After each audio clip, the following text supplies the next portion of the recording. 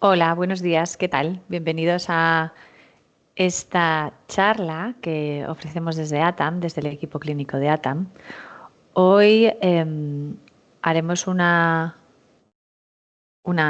charla sobre cómo podemos prevenir una enfermedad neurodegenerativa, ¿no? Estamos ahora en un momento que a lo mejor, bueno, pues puede ser interesante. Tenemos a nuestra especialista, que es la doctora Isabel Bustamante, que además de ser especialista en neurología, también es especialista en nutrición y, bueno, pues va a complementar sus dos especialidades para poder explicarnos qué es una enfermedad neurodegenerativa, qué podemos hacer para prevenirla y qué hábitos a lo mejor son interesantes que podamos incluir.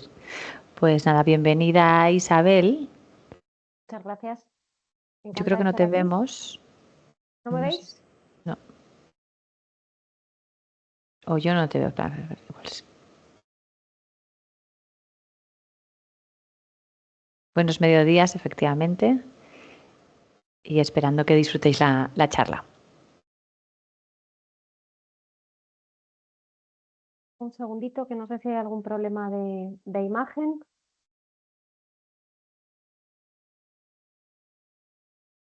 No sé si el resto sí me veis.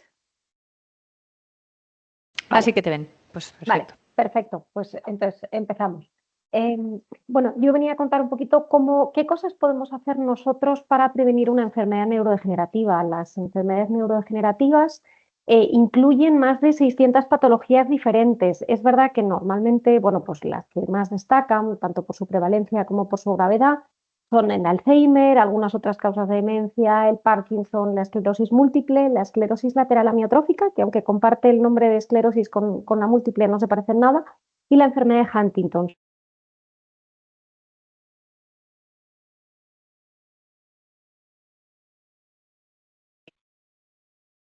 Vale, no sé si ahora me oís. Vale, perfecto. Bueno, no, lo que único que comentaba, que vamos a hablar hoy de enfermedades neurodegenerativas, que es una entidad que realmente engloba más de 600 patologías distintas. Son un tipo de enfermedades que nos preocupan mucho porque son muy prevalentes, son muy comunes en población general y además suelen ser bastante graves. Tanto el Alzheimer como otras causas de demencia, el Parkinson, la esclerosis múltiple, la esclerosis lateral amiotrófica, que aunque comparte nombre con la esclerosis múltiple, realmente no se parecen nada, ni la prevalencia, ni la forma un poco de manifestarse la enfermedad, ni la evolución, y la enfermedad de Huntington suelen ser las más conocidas. El riesgo de padecer algunas de estas enfermedades sube exponencialmente la edad. ¿Qué quiere decir esto? Que cuantos más años tenemos, más probabilidad tenemos de padecer alguna de estas enfermedades neurodegenerativas. Más o menos los datos estimados y los estudios que se han hecho últimamente, se piensa que los casos de demencia van a triplicar en el año 2050. En España va a haber un crecimiento exponencial, como de hasta el 83%, hasta superar el 1,5 millón de casos, bueno, pues dentro de unos 30 años más o menos.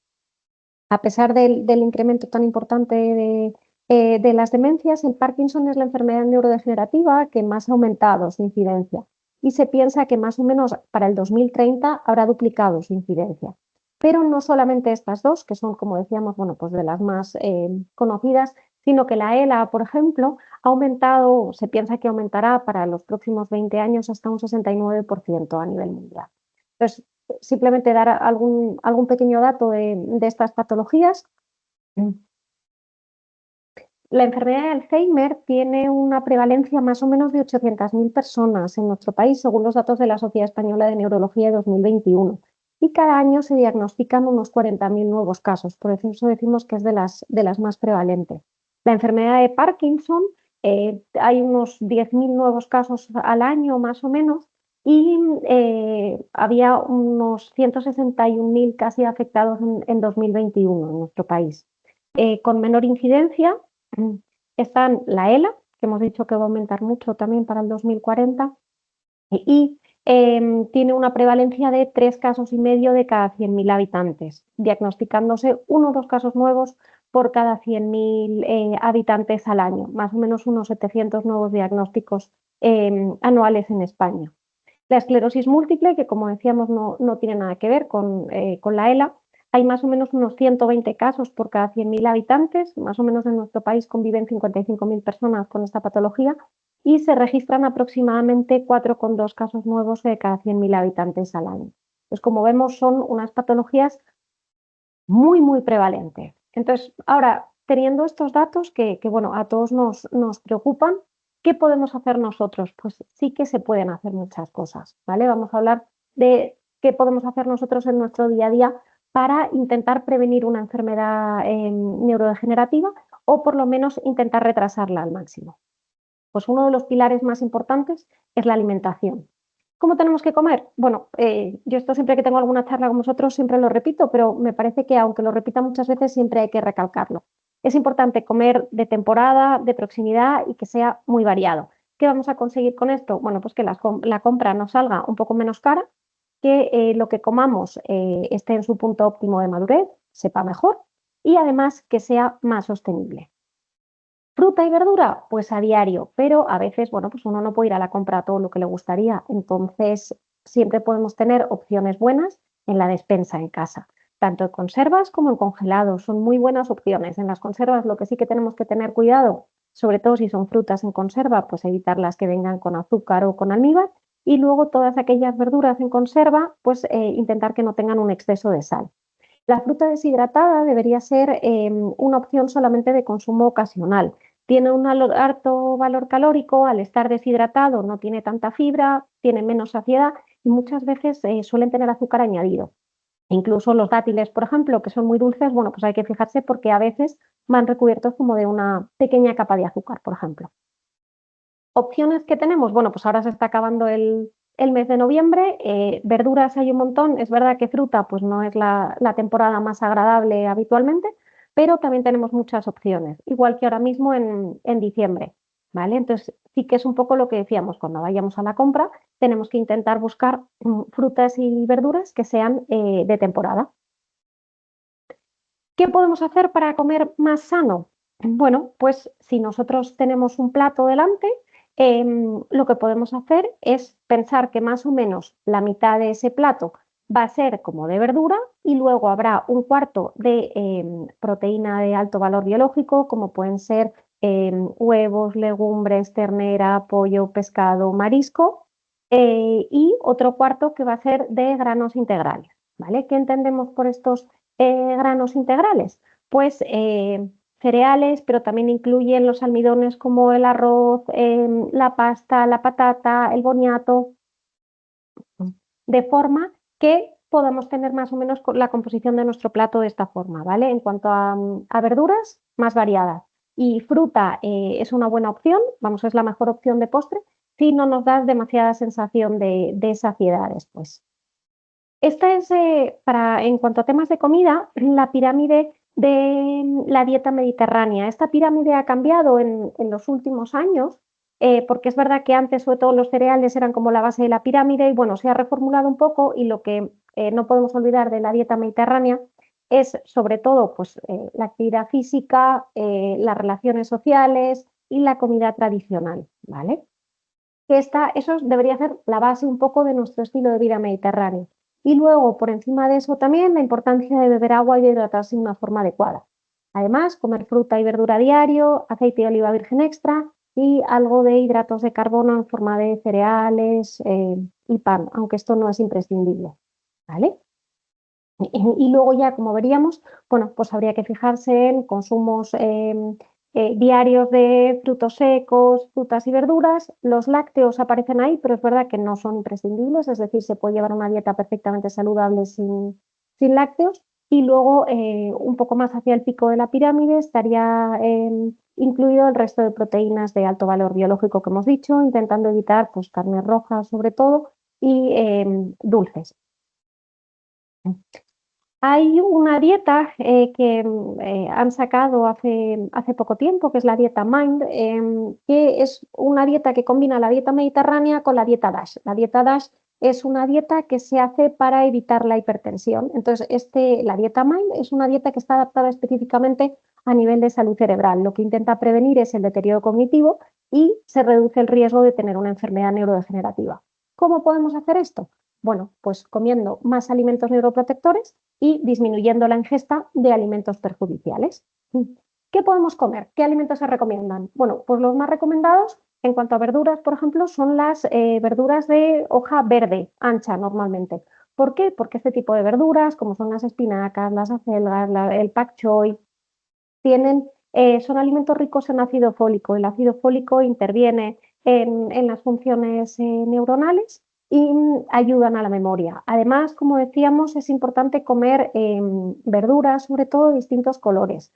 Deberíamos más o menos tener en cuenta que en cada uno de nuestros platos de verdura, que deberíamos comernos del medio plato, tanto en comida como en cena, debería haber 3 o más colores. Eso sería lo ideal, ¿vale? Otro de los alimentos que más se recomiendan son los frutos rojos, lo que son las grosellas, las bayas, las frambuesas. ¿Por qué? Porque están llenos de antioxidantes y de flavonoides que también mejoran la función cerebral. ¿Qué más alimentos podemos comer? Los frutos secos y las semillas como el lino o la chía son ricos en omega 3 de origen vegetal y nos ayudan también a la síntesis, a disminuir la neuroinflamación y ayudan a la mejoría de las funciones cerebrales, ¿vale? También es importante tener en cuenta las legumbres y los cereales integrales. Las legumbres y los cereales integrales producen un aumento de saciedad y además tienen una carga glucémica más bajita. ¿Qué significa eso? Que evita que haya picos de glucosa en sangre y evita que haya pequeñas inflamaciones a nivel del cerebro. Además, sobre todo, pues los cereales son ricos, por ejemplo, en vitaminas del grupo B, que también son importantes a nivel cerebral, especialmente la vitamina del grupo B12, aunque se está más en contenido en huevos y carnes. ¿Más alimentos recomendados? Pues el pescado, sobre todo el pescado azul, los pescados azules pequeños normalmente, pues sardinas, caballa, anchoas, son los que más se recomiendan porque son los que menos metales pesados acumulan. El salmón es un pescado azul también con una fuente de grasa saludable estupenda, son todos fuente de omega 3, pero no se recomienda comer más de una vez a la semana por el mismo tema de los metales pesados. Y luego, los pescados muy grandes como por ejemplo el emperador o el pez espada, su consumo debería restringirse a una vez al mes solamente porque tienen mucho contenido en metales pesados. Al final, esos pescados grandes comen muchísimo pescado pequeñito y acumulan más mercurio en su interior. Y esos pescados grandes, como el emperador, por ejemplo, o el cazón, no deberían comerse ni en personas embarazadas ni en niños. ¿Qué más alimentos son recomendables? Bueno, pues carnes magras, sobre todo el tema de aves, pollo, pavo, y luego el aceite de oliva virgen extra. Es rico en grasas monoinsaturadas y contiene muchos antioxidantes también. En cambio, ¿qué tenemos que limitar? Bueno, pues lo que tenemos que limitar fundamentalmente, ¿vale? Es la margarina, que normalmente son grasas de origen vegetal, pero el proceso con el que se fabrica no es especialmente recomendable, las carnes rojas y el exceso de queso, ¿vale? Hay gente que es muy quesera y los quesos el problema que tienen es que tienen mucha grasa saturada. Entonces, no pasa nada por comer queso de vez en cuando, pero no debería comerse queso de forma diaria en comida y cena, vamos, como hace mucha gente. Y luego, por supuesto, los dulces deberían dejarse pues, para momentos más especiales, no de consumo diario, sino pues igual más para una celebración o algo, y evitar sobre todo los ultraprocesados, todo lo que es comida rápida, eh, fritos de dudosa procedencia y demás, con aceites poco recomendables. Bueno, pues todo ese tipo de cosas deberíamos intentar evitarlas en nuestra dieta. Entonces, una vez que más o menos hemos hablado un poquito de alimentación, luego ya sé que están entrando preguntas en el chat, pero luego ya las leo todas del tirón y vamos respondiendo, ¿vale? Vamos a centrarnos un poquito en actividad física, ¿vale? La actividad física es fundamental para mantener una buena memoria y un buen nivel cognitivo a medio o largo plazo. ¿Vale? Todo lo que es el ejercicio aeróbico y de fuerza hace que el riesgo de demencia disminuya y por tanto disminuye el riesgo de enfermedades neurodegenerativas. Y podemos decir, bueno, ¿y esto? ¿Esto cómo puede ser? Bueno, pues el ejercicio físico hace que se liberen neurotransmisores, por ejemplo, como la dopamina, la norepinefrina, la serotonina, y eso nos lleva a tener una regulación del humor, de la ansiedad y a tener una mejor percepción del estrés, lo podemos controlar un poquito mejor. Además, produce un aumento de las neuronas del hipocampo, lo cual nos lleva a tener mejor memoria y a ser capaces de aprender más cosas nuevas. Pero también, además, aumenta el flujo sanguíneo cerebral. ¿Qué conseguimos con esto? Tener una mayor oxigenación y nutrición de las células cerebrales. Y todo esto nos lleva a que haya un retraso en el declive cognitivo. ¿Cuáles son las recomendaciones de la OMS, de la Organización Mundial de la Salud en cuanto a ejercicio físico en adultos? Bueno, pues todos deberíamos hacer unos 150, 300 minutos a la semana de actividad física aeróbica moderada o de 75 a 150 minutos de actividades más intensas. Pero no deberíamos olvidar también los ejercicios de fuerza, por lo menos durante 2 días a la semana. Estos ejercicios de fuerza nos van a ayudar a mantener una buena masa ósea a lo largo del tiempo, ya que luego el día de mañana seamos capaces de levantarnos de una silla sin ayuda, poder ir a la compra, hacer un poco nuestro día a día. Es importante limitar el tiempo dedicado a actividades sedentarias. Esto, bueno, pues suena muy bonito decirlo así, pero es verdad que muchos de nosotros tenemos un trabajo muy sedentario. Entonces, ¿cuál es el problema? Que pasamos un montón de horas sentados y a veces no nos da tiempo a hacer muchas cosas de ejercicio. Sí que es importante meter como pequeñas píldoras de ejercicio a lo largo del día. Por ejemplo, si estamos en casa teletrabajando o donde trabajemos tenemos un despacho que no molestamos a nadie al lado y tenemos una llamada de teléfono que puede ser larga y no necesitamos la cámara, bueno, pues a veces podemos estar paseando mientras hablamos por teléfono, por ejemplo, que llevamos un buen rato sentados, pues igual nos podemos levantar y hacer algún pequeño estiramiento que nos lleva 1 o 2 minutos. Hay gente que cada vez que se levanta pues hace 3 o 4 sentadillas. No es gran cosa, pero vamos metiendo un poquito de actividad en nuestro día a día. Sí que es verdad que es importante incrementar todo lo que es la actividad física de moderada a intensa. Lo que pasa es que esto, bueno, pues como comentábamos muchas veces en el día a día, no siempre es fácil. Otro aspecto fundamental que tenemos que tener en cuenta es el del sueño. Es importante dormir suficiente y con una calidad adecuada, ¿vale? El sueño es fundamental para la salud mental, ayuda a que nos recuperemos a nivel cognitivo, ayuda a nuestra regulación emocional, regula los niveles de neurotransmisores, modifica los niveles de cortisol y de serotonina, baja el cortisol, que es la hormona del estrés, que luego mencionaremos un poquito, hace que lo que hayamos aprendido durante el día se consolide por la noche muchas veces, como que se nos quede fijado mejor. Y además el sueño tiene una función fundamental, que es una función linfática. ¿Qué significa esto? Bueno, pues que hay una limpieza y eliminación de toxinas durante esa fase del sueño. ¿Qué dice la Fundación Nacional del Sueño? Bueno, pues deberíamos dormir distintas horas en función de la edad que tenemos. Cuanto más pequeño es uno, más necesita dormir. Importante tener en cuenta también lo que tienen que dormir los adolescentes, que duermen bastante menos de lo que deberían, pero nosotros como adultos también solemos dormir menos de lo que deberíamos. Está recomendado unas 7, 9 horas más o menos, siempre con el mismo horario, pero de esas horas de sueño, un 20, un 25%, es decir, hora y media, 2, deberían ser de sueño profundo. Y luego, a medida que vamos cumpliendo años, bueno, pues muchas veces necesitamos dormir un pelín más. ¿Cuál es el problema? Pues que no es lo mismo cantidad que calidad. Muchas veces hay gente que es capaz de igual dormir 9 o 10 horas, pero cuando se levantan tienen la sensación de no haber podido descansar bien, no haber tenido un sueño profundo, y en cambio hay gente que duerme unas 5 o 6 horas y tira más o menos bien porque ha podido llegar a un descanso profundo, pero realmente el de las 5 o 6 horas, por mucho que descanse profundo, se está quedando muy corto. Y el que duerme 10 horas, pues duerme muchas horas, pero al final no es de una calidad percibida que sea buena, con lo cual van arrastrándose el día entero. Entonces hay que intentar un poco llegar a un equilibrio con esto. ¿Qué podemos hacer? Bueno, pues tener una higiene de sueño adecuada. Esto a veces es complicado, pero sí que hay pequeñas cosas que podemos ir haciendo.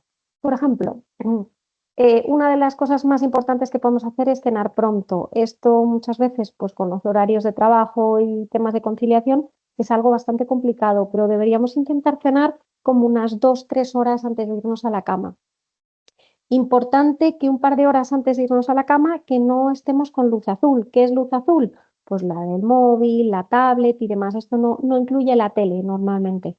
Pero no deberíamos estar con el móvil en la cama, siendo lo último que vemos antes de meternos en la cama. La luz azul lo que hace es que a nuestro cerebro le parezca que sigue siendo de día. hace que no secretemos suficiente melatonina y que el cerebro no tenga la señal de es hora de irse a dormir, me voy relajando, sino que nos espabila, por así decirlo. Es importante también no hacer ejercicio a última hora. ¿Cuál es el problema? Que, claro, por una parte decimos es muy importante hacer ejercicio, pero no se debería hacer ejercicio pues, a partir de las 7, 8 de la tarde. ¿Por qué? Porque el ejercicio nos activa normalmente. Generamos más adrenalina y entonces nos da como el subidón, por así decirlo, después de hacer ejercicio, muy bien, pero eso no nos ayuda luego a irnos a la cama. Entonces, siempre que se pueda, bueno, pues hacer ejercicio el que pueda a primera hora de la mañana está estupendo, a mediodía también, pero intentando que sea cuanto antes mejor. A partir de las 7 de la tarde no es lo más recomendable, aunque muchas veces, bueno, pues es el rato que uno tiene. Además, tenemos que tener la habitación en la que dormimos a una temperatura adecuada, 20, 21 grados, que no haga ni frío ni calor, para que podamos descansar bien.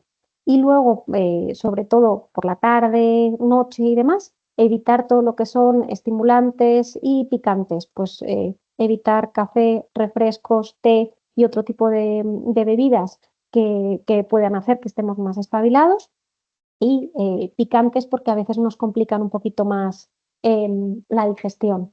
Y luego sí que es importante, en la medida de lo posible, bueno, pues tener unos horarios regulares, el tener una rutina siempre va a hacer que la cabeza esté como más acostumbrada y cuando llegue la hora de irse a la cama, pensemos, es lo de todos los días, nos vamos a la cama, mientras que la gente, por ejemplo, pues que no tiene horarios regulares, que trabaja a turnos, pues suele muchas veces acabar con problemas de sueño por esto mismo.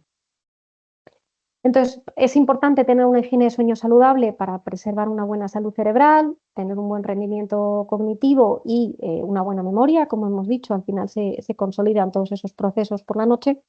Y en cambio, una privación de sueño, pues lo que va a hacer al final es que estemos irritables, que nos cueste más concentrarnos, que tengamos más problemas de memoria e incluso que tengamos más riesgo de sufrir un trastorno de ánimo al final. Otra de las cosas muy importantes que podemos hacer, la estimulación cognitiva. Uno piensa, bueno, pues yo ahora mismo estoy en activo, trabajo, estoy 8 horas por lo menos trabajando, mi cerebro está activo, perfecto. Pero siempre hay alguna cosita más que podemos hacer en casa y sobre todo, ¿cuándo viene el problema? Bueno, pues cuando nos prejubilamos o nos jubilamos y entonces el problema de esto es que la cabeza pues se acomoda, se vuelve como muy cómoda y si uno no hace actividades pues se vuelve vaga. Siempre decimos al final que el cerebro es como un músculo que hay que estimular. Si nosotros de repente hacemos ejercicio, un montón de ejercicio todos los días y pasamos a no hacer nada, pues los músculos se nos atrofian. Bueno, pues con la cabeza pasa un poquito lo mismo, ¿vale? ¿Qué podemos hacer? Bueno, pues esto ya es un poco al gusto de cada uno, pero desde ejercicios de memoria, sopas de letras, crucigramas, sudokus, juegos de mesa, leer, apuntarnos a un club de lectura. Por ejemplo, siempre hemos querido tocar un instrumento, bueno, pues eso incluso activa otras áreas del cerebro o aprender otro idioma. Todo este tipo de cosas hacen que tengamos la memoria mucho más activa y la estimulación cognitiva ayuda a que no haya tanto deterioro. Ayudamos a prevenirlo a medio o largo plazo. Importante también, bueno, pues tener una vida social activa, como hemos dicho antes, que estaba en la pirámide de la dieta mediterránea, el tener una vida social activa hace que nuestro cerebro también esté más activo, está más estimulado, uno entra, sale, comenta cosas con los amigos, se puede ir a ver una exposición, ir a tomar algo, ir al cine, todo eso hace que tengamos distintos estímulos, luego lo comentamos con nuestras amistades y hace que el cerebro también, bueno, pues a la larga esté más espabilado. Pero igual que decíamos, todo el tipo de cosas que podemos hacer, ¿vale? Es muy importante evitar tóxicos. ¿Cuáles son los tóxicos que tenemos que evitar? Bueno, pues fundamentalmente los de siempre, tabaco y alcohol y otro tipo de drogas en algún caso.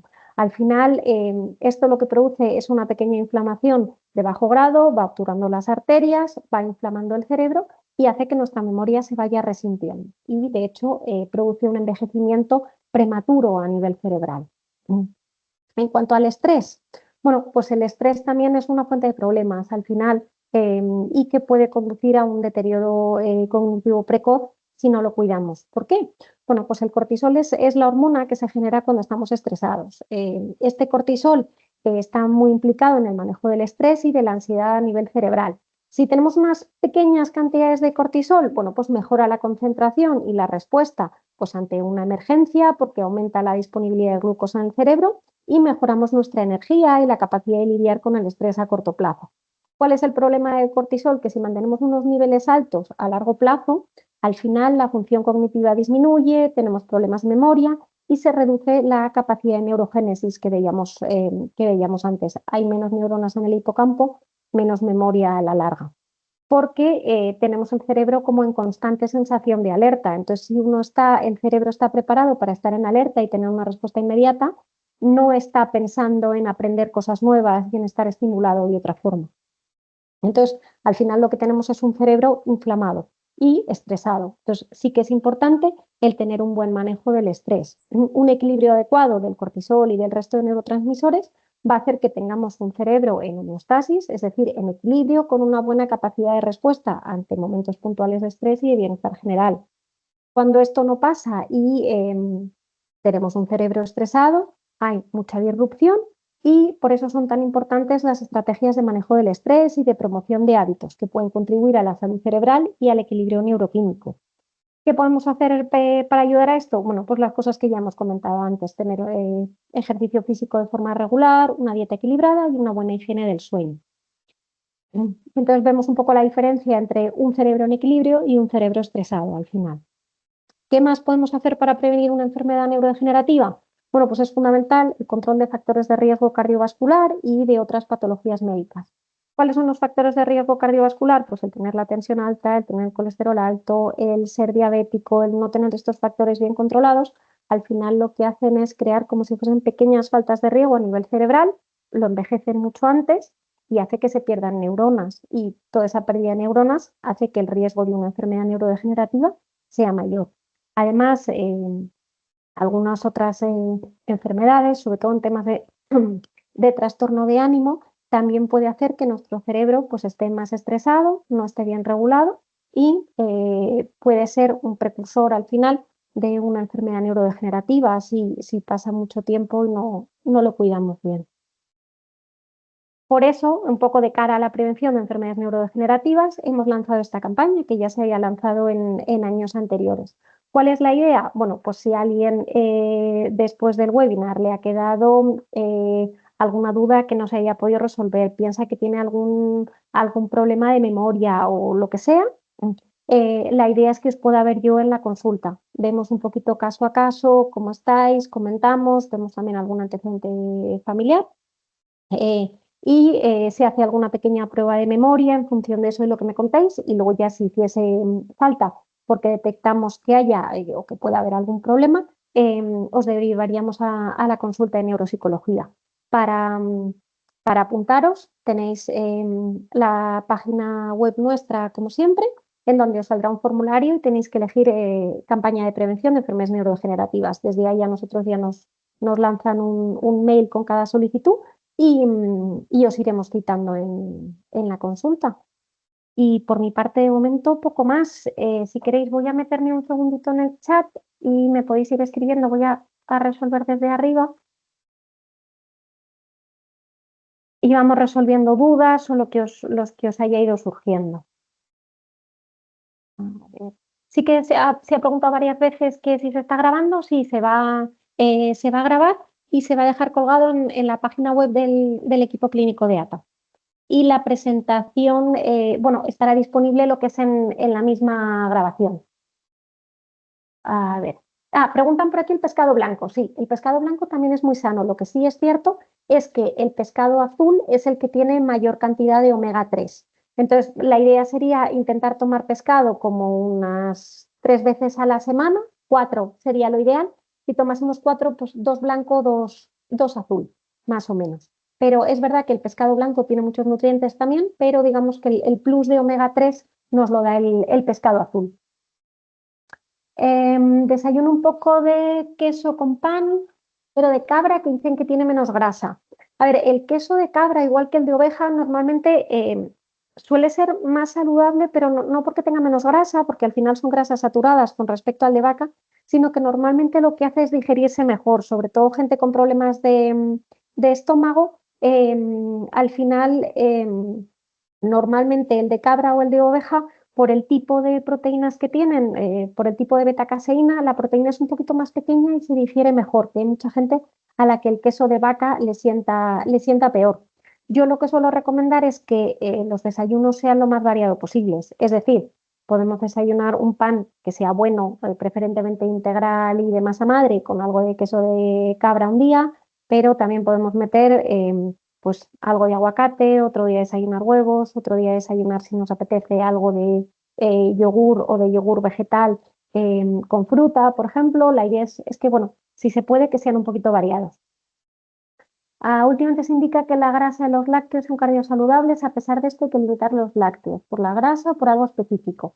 A ver, los lácteos tienen grasas saturadas. Es verdad que ya no están demonizadas como hace años, pero es que hay gente, yo comentaba lo del queso sobre todo porque es que hay gente que come mucho queso en mucha cantidad. En principio no hace falta limitar los lácteos y es verdad que durante muchos años se han demonizado y tenían que ser light. Yo, si no hay una enfermedad que lo contraindique, prefiero que sean muchas veces lácteos enteros porque tienen mayor cantidad de saciedad y aportan tienen mayor aporte vitamínico, sobre todo de vitamina D. La vitamina D va disuelta, por así decirlo, en un vehículo graso y si nosotros tomamos vitamina D pero no hay grasa en esa comida, no la absorbemos bien. Entonces, es verdad que habría que ver un poquito cada caso particular, pero con los lácteos no suele haber mucho problema, no son imprescindibles, pero, pero sí que es cierto que son más ricos en grasas saturadas. Preguntan por aquí si vale únicamente con caminar o hay que hacer cardio. Hay mucha gente que camina de forma muy rápida, pero el problema no es solamente caminar, sino que lo que hay que hacer además es ejercicio de fuerza. Es decir, el caminar rápido nos puede valer como cardio, pero sí que sería... que no había acabado de leer, aparte del ejercicio de fuerza. Pues depende un poco a qué velocidad caminemos. O sea, hay gente que lo que hace es caminar muy rápido, casi trotar y hacer como alguna serie, pero siempre acompañado de ejercicio de fuerza. Preguntan por aquí también si no hace falta hacer ejercicio a última hora, cuántas horas antes de acostarse. Efectivamente, lo de la última hora depende de cada persona, pero para mantener unos horarios más o menos normales de meternos en la cama 11, 11 y media, porque solemos madrugar para poder dormir 7, 8 horas, pues yo intentaría que el ejercicio acabe antes de las 7:30 de la tarde. Es verdad que es personal, pero es que si acabamos muy tarde, cenamos muy tarde, nos acostamos muy tarde. Y al final es más fisiológico, es decir, va más de acuerdo como con las funciones del cuerpo humano y la secreción de hormonas y demás, el levantarnos un poquito antes, en plan 7 de la mañana, que no a las 10, aunque al final sean las mismas horas. Mm, mm, mm. A ver, ¿qué hay de los factores genéticos en las enfermedades neurodegenerativas? Llevando una buena alimentación, ejercicio físico y calidad de sueño siguen estando presentes. Un reciente estudio indica que la semaglutida puede aminorar la posibilidad de Alzheimer. A ver, yo aquí es verdad que no me he metido a hablar de factores genéticos porque yo quería mencionar sobre todo las cosas que podemos hacer nosotros. Es decir, la genética nos viene dada. Lo que sí está claro es que aunque tengamos una genética que no nos acompañe especialmente y que podamos tener algo más de riesgo de tener una enfermedad neurodegenerativa, si hacemos todo este tipo de cosas, vamos a intentar retrasarlo al máximo. Hoy por hoy no hay nada que nos pueda cambiar esa genética. Lo que sí sabemos es que si tenemos una genética poco favorable y además tenemos enfermedades de riesgo cardiovascular que no tenemos controladas. Fumamos, bebemos, tenemos una vida sedentaria, dormimos fatal y comemos el día entero ultraprocesados, la posibilidad de que esa enfermedad se manifieste mucho antes es una realidad. Entonces, por eso yo he intentado tratar desde las cosas que nosotros podemos hacer. Sí que es verdad que ahora, bueno, hay varios fármacos que se están estudiando para ver si pueden ralentizar la aparición de un Alzheimer. Uno de ellos es la semaglutida y luego la metformina, por ejemplo, que es un antidiabético, pues también. Es verdad que hay mucho estudio y luego hay mucho fármaco prometedor frente a la enfermedad de Alzheimer. De fármaco biológico que se supone que va a limpiar un poco las placas de amiloide que se forman en el cerebro con la enfermedad de Alzheimer. Pero bueno, la idea de la charla sobre todo era hablar de todo lo que nosotros podemos hacer que muchas veces no somos conscientes para intentar que nos encontremos lo mejor posible a medio o largo plazo. Ahora cuando acabe de leer las preguntas, si queréis os copio el formulario aquí en el chat. ¿Cuántos huevos a la semana se pueden consumir? Bueno, pues si no hay ninguna patología que lo contraindique, hasta 2 huevos diarios, ¿vale? Lo que pasa es que a mí recomendaciones de raciones generalizadas muchas veces no me gustan porque habría que ver qué resto de proteínas consumen y que sea una dieta lo más equilibrada posible. Pero hasta 2 huevos al día se puede. Consejos en menopausia, fase de falta de energía cerebral, ¿cómo ayudar en esta fase? Bueno, la menopausia es una fase complicada, pero sí que es verdad que hay cosas que se pueden hacer. Lo de la alimentación podemos aplicarlo y lo del ejercicio, y es fundamental tener una buena higiene de sueño. Además, a veces en la menopausia el comer alimentos ricos en flavonoides, como bebida de soja, por ejemplo, puede ayudar muchas veces frente a los sofocos y otros síntomas un poco más de neblina. A veces también durante la menopausia, como hay tanto desequilibrio hormonal, pues eso, el comer sano, el descansar, aunque nos cueste un poco, se acaban viendo mucho los beneficios. Luego ya habría que ver específicamente un poco en cada caso. Pero sí que es verdad que llevar una alimentación con un poco las cosas que hemos dicho, que al final es una alimentación que ahora está muy de moda, el término alimentación antiinflamatoria, pero realmente es eso, el comer alimentos de calidad y evitar todo tipo de tóxicos, eso normalmente suele ayudar. Si tenemos algún PDF con las pautas más importantes resumidas, no, en principio no. De todas formas, o sea, son como 43 más o menos diapos, pero el texto sobre todo está las fotos está sobre todo en las primeras. Em, Podemos intentar enviar a los participantes el enlace de la grabación o a la gente que se apuntó a la campaña. No depende esto de mí, pero, pero me lo apunto, ¿vale? A ver si podemos a nivel técnico. A ver qué más pongo por aquí. Si no llegamos a la cantidad de omega 3 diaria, ¿verías la correcta una suplementación de omega 3? Sí, lo que pasa es que yo tampoco, pues igual que tampoco hablo de raciones normalmente en un webinar así, tampoco hablo de suplementaciones específicas. Habría que ver cada caso realmente qué consume uno y qué no, porque además, bueno, pues del pescado están los frutos secos, están las semillas, entonces habría que ver cada caso, pero sí, en muchas ocasiones sí que estaría bien poder hacer una suplementación. Tampoco diaria todos los días del año, sino que a veces, bueno, pues uno opta igual por suplementar un par de meses, depende un poco de las necesidades. A ver, las personas que durante mucho tiempo estamos tomando fármaco para la depresión, ¿estamos en mayor riesgo? No. Sí es importante un poco el tener en cuenta estas patologías, pero no, porque de hecho al final los fármacos lo que hacen es ayudar a generar esos neurotransmisores, uno está cuidando de su salud mental, con lo cual, hasta donde yo sé, no hay mayor riesgo. Uno está en más riesgo si este tipo pues de patologías no se cuidan, pero estando bajo tratamiento y bajo seguimiento, no. ¿Qué opino de los enfoques de dieta cetogénica para prevenir y tratar enfermedades neurodegenerativas? A ver, la dieta cetogénica se ha usado para algunas patologías cerebrales, donde más comprobado está es para algunas epilepsias farmacoresistentes. Pero por lo que se hizo es porque al final las dietas cetogénicas lo que hacen es que no se consumen apenas hidratos de carbono, sobre todo pues, en algo de verduras y algunas frutas con muy poquitos hidratos de carbono, para intentar evitar un poco lo que era la neuroinflamación producida por los picos de glucosa.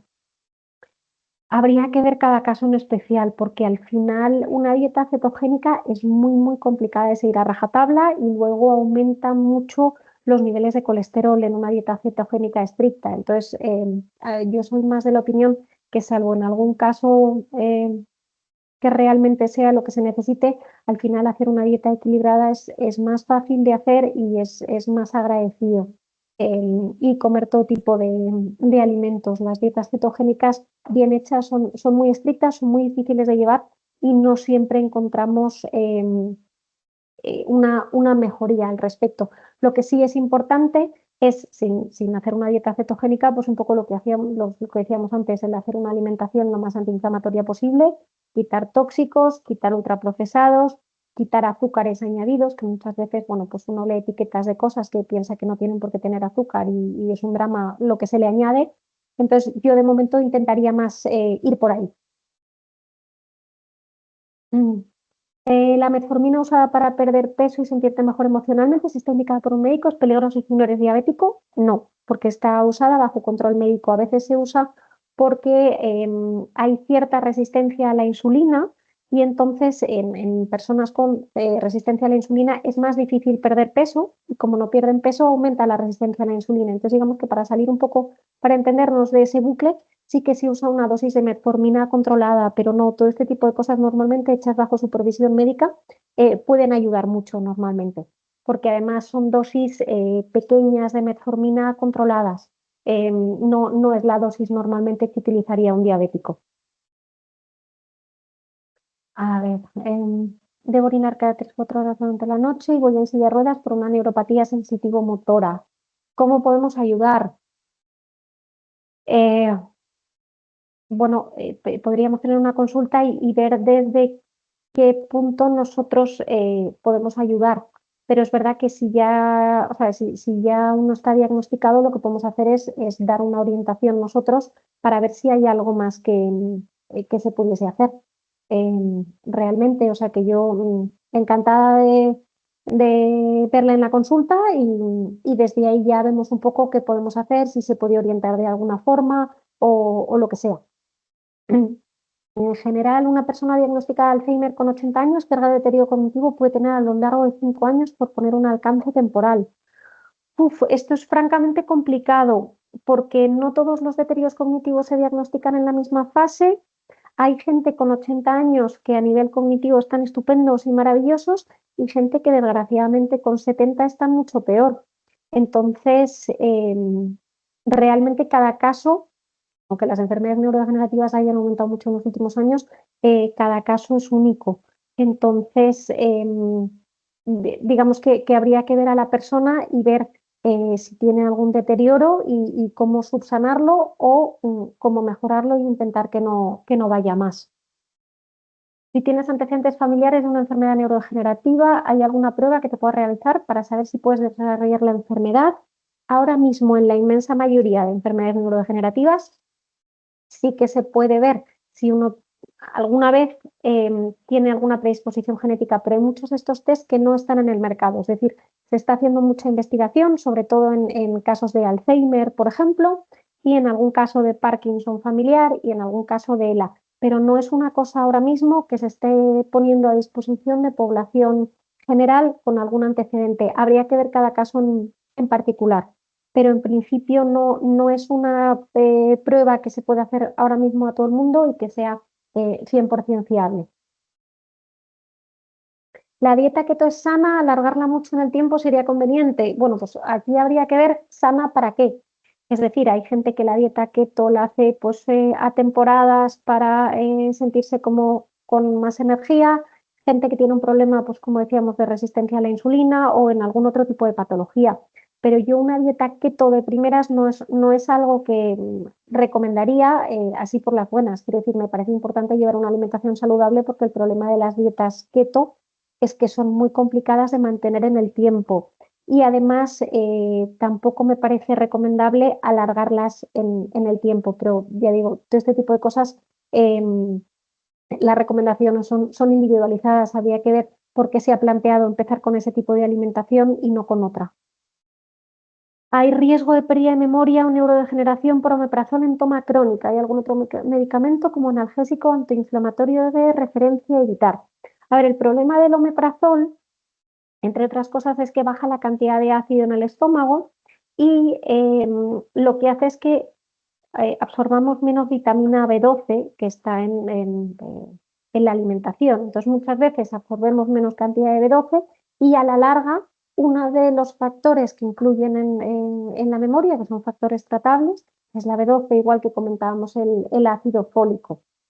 Entonces, en principio, el omeprazol no es una cosa que se recomiende tomar de forma crónica, salvo que nos lo hayan indicado porque tengamos un riesgo de úlcera o porque tengamos que tomar una medicación para la que la necesitemos. Pero es verdad que hay mucha gente que se la mandaron en su momento por una cosa puntual y no se la han llegado a quitar nunca y no lo necesitan. Yo mi recomendación es que cada uno lo comente un poco con su médico de cabecera en función de su patología y de si toma otra medicación o no, porque hay gente que sí que necesita tomar el omeprazol y en cambio hay otra gente que probablemente lo esté tomando, igual no siempre es necesario. Y luego, algún analgésico antiinflamatorio, bueno, pues con los antiinflamatorios no esteroideos, los AINES, es decir, el ibuprofeno, el Enantium y demás, pasa un poco parecido. Al final intervienen a nivel digestivo, nos pueden crear una gastritis y que esa gastritis haga que no se absorba B12, entre otras cosas. ¿Dormir con un reloj inteligente que marca pulsaciones y las horas de sueño es contraproducente? En principio no. Es verdad que yo creo que la inmensa mayoría de nosotros ahora mismo dormimos uno de ellos con un dispositivo de este tipo puesto. A mí me parece más importante no tener el teléfono móvil en la mesilla y que sea lo último que hacemos antes de apagar el teléfono y lo primero que hacemos según nos levantamos. ¿Qué síntomas deberían alertarnos? A ver. Esto es muy variable porque las enfermedades neurodegenerativas son muchas y los síntomas son variadas, pero sobre todo, pues, tanto para Alzheimer como para Parkinson, si de repente vemos que nos cuesta más cosas que antes hacíamos de forma cotidiana, nos cuesta acordarnos de las cosas, estamos menos ágiles o sentimos como que estamos enlentecidos. En casa se han dado cuenta de que igual no nos acordamos bien de las cosas y hay que repetirnoslo mucho. La persona que tenemos al lado nos dice que es que se lo repetimos todo 20 veces o que lo preguntamos todo.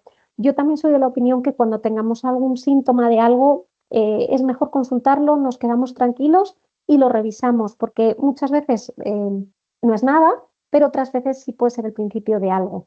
Pero un poco así, grosso modo, todo lo que a nosotros nos llame la atención, que digamos, es que esto no es normal o esto no me pasaba antes. Es verdad que con la edad uno va perdiendo algo de memoria, pero hay cosas que no son normales y habría que verlas. Entonces yo siempre digo que ante la duda es mejor revisarlo.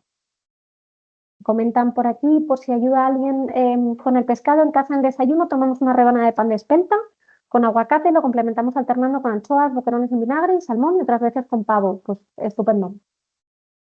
Eso es un buen desayuno. Hace algo la suplementación de colágeno y magnesio. He leído que según la OCU no hace nada, el cuerpo lo elimina y no se nota, sobre todo para las articulaciones.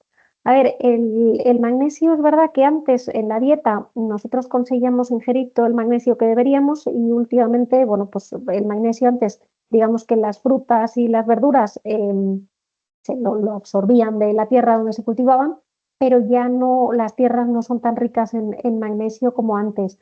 Un poco lo que comentaba yo antes, no me gusta hacer recomendaciones de suplementación sin conocer cada caso en particular, porque no estaría bien hecho, pero sí hay veces que el magnesio puede ayudar pues, a nivel de fatiga, de descanso, a nivel articular e incluso a nivel digestivo. Depende un poco por qué tipos de magnesio hay mucho. Hay citrato, hay taurinato, hay bisglicinato, depende un poco de lo que queramos conseguir. Y el colágeno lo mismo, sí que puede ayudar a nivel articular, pero ya digo, a mí las suplementaciones me gusta que sean personalizadas porque igual hay que hacer una tanda de una cosa y luego de otra, o el suplemento que deberíamos tomar no es ninguno de esos, o alguna otra cosa.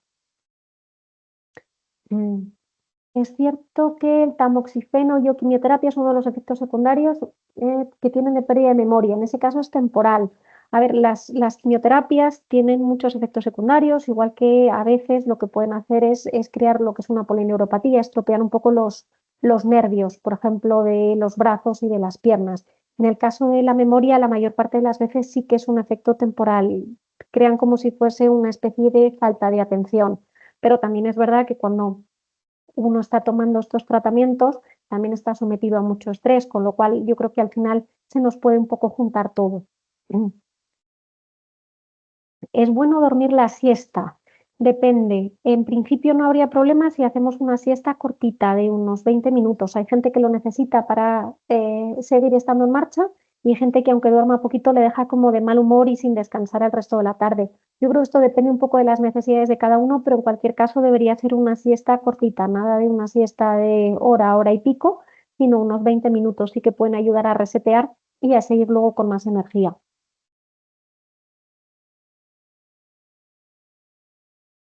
Existe ya un análisis de sangre que te dice la enfermedad de pérdida de memoria. Sí que hay algunos análisis de sangre que pueden hacer un estudio genético, pero ya digo, ahora mismo no es una cosa que se pueda hacer en población general. Normalmente hay muchas cosas de estas que todavía están bajo investigación y se hacen en algunos casos determinados con ciertos antecedentes. No es una cosa que uno vaya a la Seguridad Social y a todo el mundo le puedan hacer un análisis de este tipo. Tengo linfedema crónico, ¿qué precauciones tengo que tener en las comidas y bebidas? A ver, con el linfedema crónico, nada de tóxicos. Si el linfedema es en miembros inferiores, es decir, en las piernas, a veces las medias de compresión ayudan, el tener las piernas elevadas si estamos mucho tiempo sentados pueden ayudar. Y luego el hacer ejercicio físico, el salir a caminar, no ser sedentarios. Y la comida, pues lo que decíamos, evitar azúcar añadido, ultraprocesados y tener una alimentación rica en fruta y en verdura, fundamentalmente. A ver, yo me estoy peleando para que den a mi madre algún tipo de demencia, que será algún tipo de diagnóstico, y no lo consigo. El psiquiatra le pasa el tema al neurólogo y viceversa, y lleva 2 años. No conseguimos que la mediquen para eso y vemos que va más. Claro, yo sin conocerla no sabría decir. Lo que sí es cierto es que la campaña está abierta tanto para socios beneficiarios como para sus padres. O sea que podemos verla aquí en la consulta y vemos si podemos aportar algo más. A veces el problema es que eh, los diagnósticos de deterioro cognitivo muchas veces no son fáciles y hay una línea muy fina entre algún trastorno más a nivel psiquiátrico y neurológico, que es importante poder estudiar bien, porque a veces el diagnóstico inicial puede ser complicado.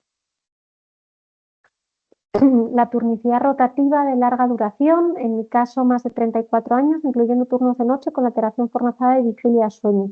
Está contemplada como enfermedad laboral, se recomienda no limitar plazos por la OMS u otros organismos para su asignación a trabajadores.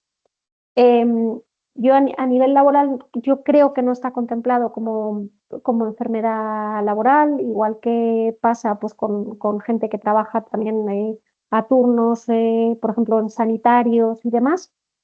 Y es verdad que, hombre, siempre se dice que para intentar tener que no haya tanto ciclo forzado, vigilia-sueño, pues que estos plazos deberían intentar ser los más cortos posibles, porque al final, cuanto más tiempo esté uno trabajando a turnos, más complicado luego es hacer un buen ciclo vigilia-sueño. Y no es lo mismo cómo responde un cerebro con 30 años que con 50.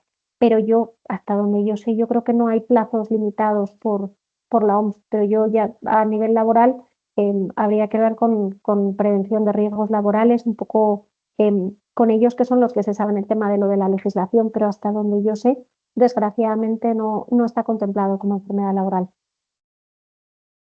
Hay medicación para el Alzheimer porque mis padres están diagnosticados, no les dan ninguna medicación, que no sirven para nada, que lo mejor es ir a residencia de día. A ver, las medicaciones que hay ahora mismo para el Alzheimer lo que intentan es frenar un poco la evolución, mejorando un poco la cierta transmisión de sustancias a nivel de las neuronas. Pero sí es verdad que en la mayor parte de los casos estas medicaciones no son útiles si no se acompaña de un trabajo de estimulación cognitiva. Y luego el problema es que además estas medicaciones, pues a veces dan pesadillas, pueden producir pérdida de peso, hay que asegurar que uno no tenga ningún problema de ninguna arritmia en el corazón, porque también pueden interferir, es decir, tienen, como todas las medicaciones, tienen efectos secundarios. Entonces, desconozco la razón por la que no se las han puesto, pero sí que es verdad que no curan, lo que intentan es frenar la evolución, pero al final el trabajo tipo centro de día y el que estén estimulados es igual o más importante que el tipo de medicación, de esta medicación. La neuropatía sensitivo-motora tiene repercusión a la larga con las enfermedades neurodegenerativas. Habría que ver qué tipo de neuropatía sensitivo-motora es, pero en principio no. No es una enfermedad neurodegenerativa, pero ya digo, habría que ver qué tipo de neuropatía es y qué causa tiene. Del ginkgo, ¿qué opino? Pues a veces para unas fases iniciales de deterioro cognitivo leve pueden ser una buena opción. Lo que pasa es que em, ginkgo, hay muchos tipos de ginkgo biloba. Hay alguno, de hecho, que en vez de como suplemento está aprobado ya como si fuese fármaco porque tiene como más pureza. El problema del ginkgo y de la autosuplementación es que el ginkgo es de esas sustancias que pueden interferir con muchas medicaciones, entre otros con anticoagulantes del tipo Sintrón, warfarina y demás, con lo cual es complicado a veces mandarlo dependiendo de los antecedentes que tenga uno. ¿Qué es un ejercicio cardiovascular? Exactamente. Bueno, el ejercicio de cardio es aquel, pues, correr, hacer bici estática, elíptica, en donde la frecuencia cardíaca la aumentamos. No sé si esa era un poco la pregunta. Y hay que distinguir ese tipo de ejercicio de lo que es el ejercicio de fuerza, que son pesas, por así decirlo. O sea, que donde lo que hacemos es entrenar la masa muscular. Mm. Vale, no sé si hay alguna pregunta más, porque ya he llegado al fondo del chat. Y como decíamos, sí que, o sea, la charla ha quedado grabada y la colgaremos en el canal de YouTube.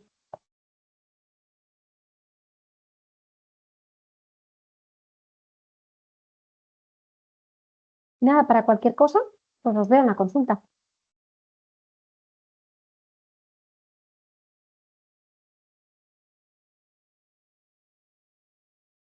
A ver, que queda una pregunta por aquí. ¿El ubiquinol puede ser bueno para el daño cerebral adquirido? Ahora estoy tomando antidepresivo, tengo enlentecimiento en el habla y me cuesta pensar. Estoy con tamoxifeno y me dicen que tengo que mover. La quimio la recibí hace 2 años. El ubiquinol sí que puede ser bueno, igual que la coenzima Q10, sobre todo a nivel cerebral y especialmente en casos de gente que tomen estatinas, pero habría que ver cada caso, porque a veces yo no siempre doy ubiquinol, sino alguna otra cosa. Y tengo enlentecimiento en el habla y me cuesta pensar. Sí que puede ser por la quimio, aunque hayan pasado hace 2 años, más el cuadro depresivo que podemos tener debajo, aunque estemos en tratamiento. Sí es normal que a veces, desgraciadamente, pueda haber este enlentecimiento un poco como del habla y del pensamiento como poco claro. Muchas veces, además, pues no dormimos bien, no descansamos, al día siguiente eh, estamos como más espesos, por así decirlo. O sea que sí que podría ser, habría que verlo.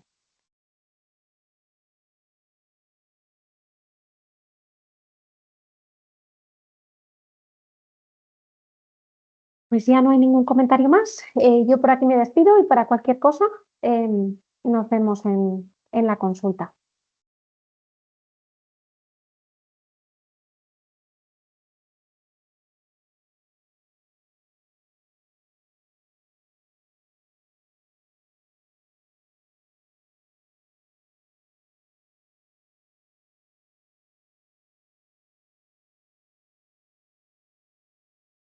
Me queda aquí una última preguntilla, que qué ocurre con las estatinas. Nada, que hay gente que cuando toma estatinas consume un pelín más de coenzima Q10 y, y entonces al final puede dar cuadros pues, más de dolores musculares y demás. Y lo que hacemos es dar un pequeño suplemento de Q10 para que eso no pase.